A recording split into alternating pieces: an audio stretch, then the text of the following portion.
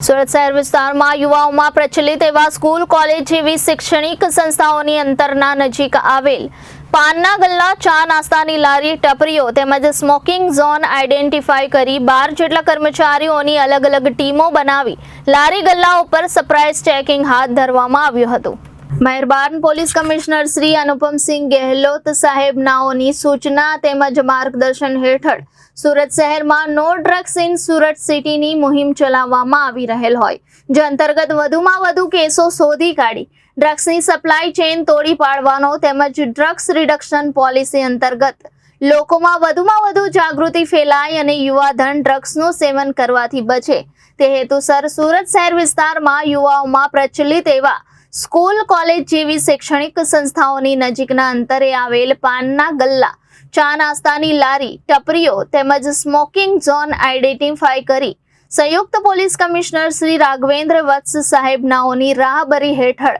DCP Shri SOG Rajdeepsinh નકુમનાઓની આગેવાનીમાં એસઓજીના police inspector Shri Ashok Chaudhary તથા અતુલ સોનારાઓના તેમજ કર્મચારીઓની ટીમ તેમજ સુરત મહાનગરપાલિકાના આરોગ્ય વિભાગના અધિકારી, ચીફ સેનેટરી ઇન્સ્પેક્ટર શ્રી સંજયભાઈ સુતારિયાનાઓના તથા કર્મચારીઓની ટીમ સાથે રાખી અથવા ઝોન વિસ્તારમાં કુલ 1 ડીસીપી કક્ષાના અધિકારી તેમજ 2 પોલીસ ઇન્સ્પેક્ટર, 4 પીએસઆઈ તેમજ 40 જેટલા પોલીસ કર્મીઓ તેમજ સુરત મહાનગરપાલિકાના એસઆઈ કક્ષાના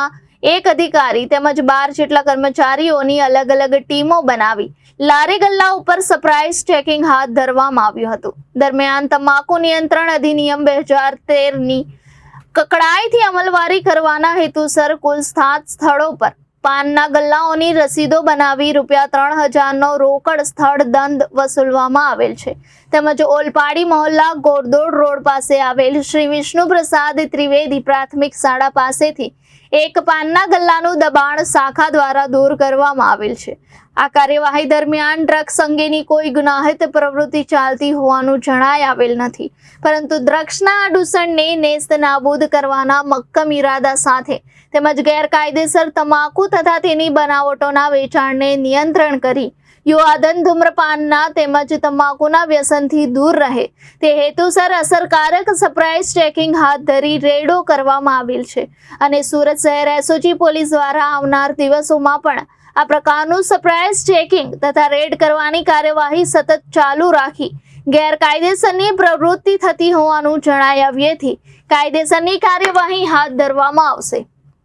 રિપોર્ટર અરવિંદ રાઠોડ, જનાદેશ ન્યૂઝ, સુરત।